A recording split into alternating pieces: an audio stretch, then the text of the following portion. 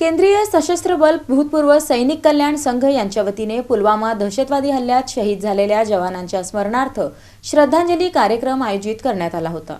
केंद्रीय सशस्त्र बल भूतपूर्व सैनिक कल्याण संघ सोलापूर यांच्या वतीने 14 फेब्रुवारी 2019 रोजी पुलवामा येथे झालेल्या दहशतवादी हल्ल्यात शहीद झालेल्या सीआरपीएफ जवानांच्या स्मरणार्थ 4 हुतात्मा पुतळा पार्क चौक जवळ विशेष श्रद्धांजली कार्यक्रम आयोजित करण्यात आला। यावेळी सोलापूर महानगरपालिकेचे महापौर विनायक कोंड्याल यांनी पुष्पचक्र अर्पण करून शहीद जवानांना भावपूर्ण श्रद्धांजली वाहिली। शहीदांच्या शौर्य, त्याग व राष्ट्रनिष्ठेचा गौरव करत त्यांच्या बलिदानाची आठवण जपणे ही प्रत्येकाची जबाबदारी असल्याचं त्यांनी सांगितलं। कार्यक्रमादरम्यान संघाच्या पदाधिकाऱ्यांनी कार्यालयासाठी जागा उपलब्ध करून देणे तसेच देशासाठी लढणाऱ्या जवानांच्या घरांची मालमत्ता कर माफ करण्याची मागणी केली। यावर सकारात्मक प्रतिसाद देत महापौर विनायक कोंड्याल यांनी महापालिका व शासन स्तरावर पाठपुरावा करण्याचे आश्वासन दिले। शहीदांना जे आता तुम्ही सांगितले की टॅक्स बेनिफिट आणि तसेच आपले जे ह्याचा विषय आहे कुठे आम्हाला CRF आम्हाला जागा ऑफिस पाहिजे म्हणून निश्चित आम्ही येणाऱ्या बोर्डामध्ये या ठिकाणी आपल्याला कुठं जागा मिळेल त्या ठिकाणी आम्ही प्रयत्न करू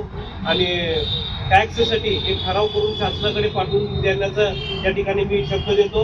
आणि आज आपल्याला माहिती आहे की शहीदांच्या कुटुंबावर जे काय दुःखाचा डोंगर या ठिकाणी कोसळते त्यांच्या ह्याच्या कुटुंबामध्ये आम्ही देखील सहभागी आहोत, कारण का तुम्ही तिथं आहात म्हणून आम्ही त्या ठिकाणी सुरक्षित आहोत।